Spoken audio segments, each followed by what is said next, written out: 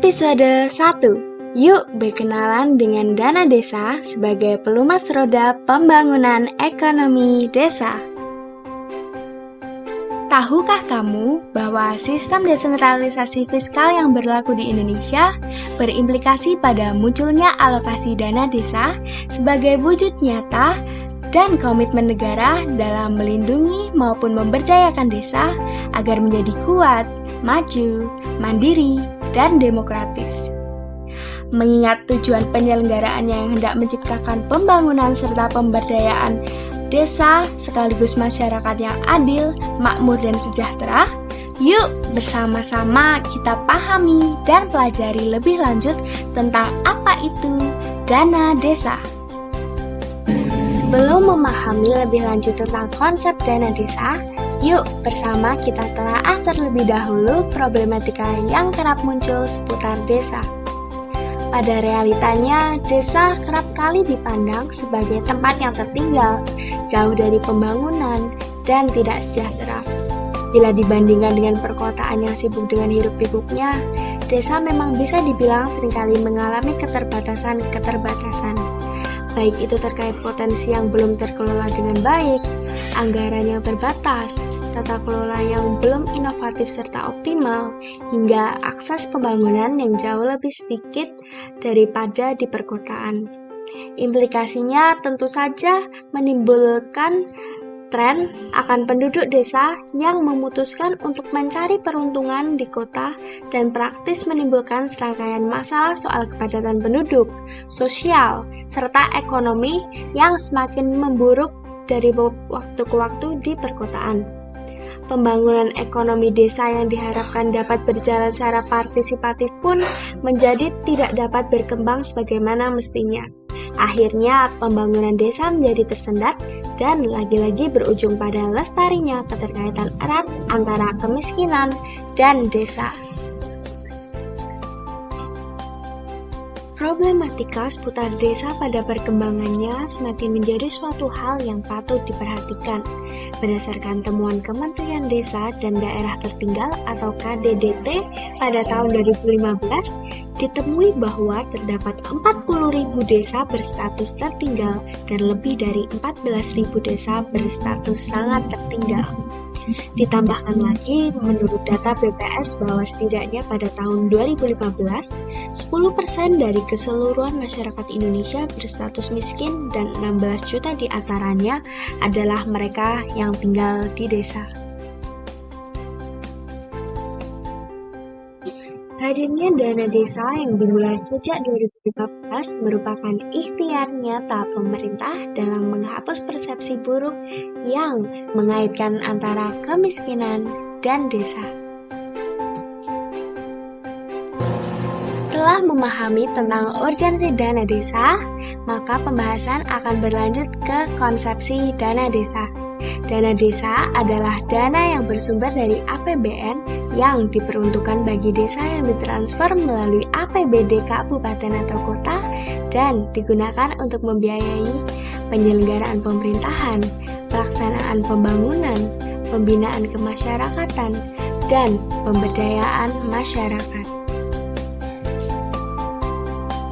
Dana desa pada dasarnya tak terlepas dari upaya pemerintah dalam meningkatkan sarana serta pelayanan publik, baik itu yang berupa pemenuhan kebutuhan dasar, penguatan kelembagaan desa, dan kegiatan lainnya yang dibutuhkan oleh masyarakat desa. Lebih lanjut, hadirnya dana desa juga dilatar belakangi oleh serangkaian tujuan positif lainnya, seperti yang pertama, mengentaskan kemiskinan. Kedua, memajukan perekonomian desa. Ketiga, mengatasi kesenjangan pembangunan antar desa. Dan yang terakhir, memperkuat masyarakat desa sebagai subjek pembangunan. Selanjutnya adalah alokasi dana desa. Berdasarkan pada Peraturan Pemerintah Nomor 60 Tahun 2014 tentang dana desa yang bersumber dari APBN, dana desa wajib dialokasikan secara berkeadilan dengan berdasarkan pada alokasi dasar, kemudian alokasi yang dihitung dengan memperhatikan jumlah penduduk, angka kemiskinan, luas wilayah, dan tingkat kesulitan geografis desa tiap kabupaten atau kota. Bila diuraikan, formulasi dana desa kabupaten atau kota terdiri dari penjumlahan alokasi dasar kabupaten atau kota, alokasi afirmasi kabupaten atau kota, dan alokasi formula kabupaten atau kota. Komitmen pemerintah dalam melakukan pembangunan yang berkonsep partisipatif melalui dana desa dapat secara nyata dilihat dari hadirnya tren peningkatan anggaran dana desa. Komitmen ini juga semakin diperkuat dengan penyempurnaan formulasi dana desa agar dapat lebih efektif dan efisien, baik dari segi pengelolaan maupun dampaknya. Dana desa pada tahun anggaran 2020 menunjukkan peningkatan pagu dana desa dari yang sebelumnya 70 triliun pada tahun anggaran 2019 menjadi 72 triliun. Adapun dana tersebut diperuntukkan bagi 74.953 desa di seluruh Indonesia.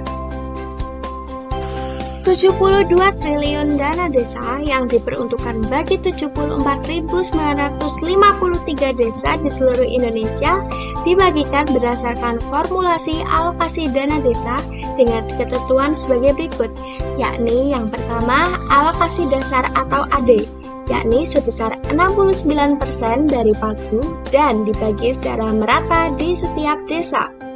Kedua, alokasi afirmasi atau AF sebesar 1,5% dari pagu dibagi secara proporsional kepada desa tertinggal dan desa sangat tertinggal yang memiliki jumlah penduduk miskin tinggi pada kelompok desa desil 8, 9, dan 10. Dan yang terakhir adalah alokasi formula atau AF sebesar 28% dari pagu dibagi berdasarkan jumlah penduduk miskin, luas wilayah, indeks kemahalan konstruksi, dan indeks kesulitan geografi desa. Selain ditunjukkan dari perubahan presentase formula, pada tahun anggaran 2020 ini juga terjadi reformulasi pengalokasian dana desa dengan ditambahkan alokasi kinerja sebesar 1,5% yang diperuntukkan bagi desa dengan kinerja baik. Alokasi kinerja ini dibagikan pada 10% dari keseluruhan jumlah desa atau sebanyak 7.495 desa berdasarkan indikator pengelolaan keuangan desa sebanyak 20%, capaian keluaran dana desa sebanyak 25%, pengelolaan dana desa sebanyak 20%, dan capaian hasil pembangunan desa sebanyak 35%. Mekanisme penyaluran dana desa diawali dari pemindahbukuan rekening kas umum negara atau RKUN ke rekening kas umum daerah atau RKUD. Proses kemudian dilanjutkan di tingkat desa lewat RKD atau Rencana Kebutuhan Desa paling lambat 7 hari kerja setelah dipenuhinya persyaratan. Yuk bersama-sama kita cermati timeline penyaluran dana desa yang diuraikan berdasarkan 3 tahapan.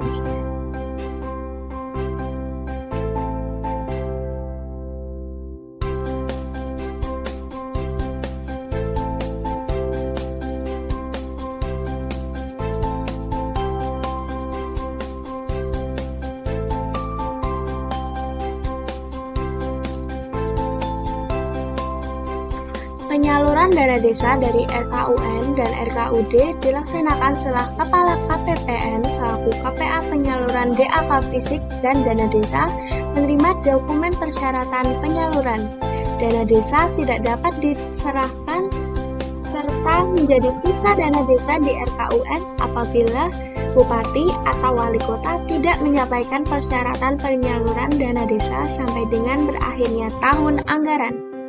Laporan realisasi penyaluran, laporan konsolidasi realisasi penyerapan, dan capaian output dana desa disampaikan pada Kepala KPPN selaku KPA penyaluran DAK fisik dan dana desa.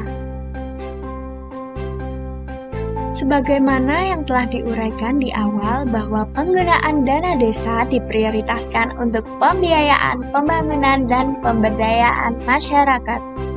Di dalamnya juga tak terlepas dari upaya memperbaiki kualitas hidup masyarakat maupun penanggulangan kemiskinan. Upaya-upaya inilah yang direalisasikan melalui rencana pembangunan desa.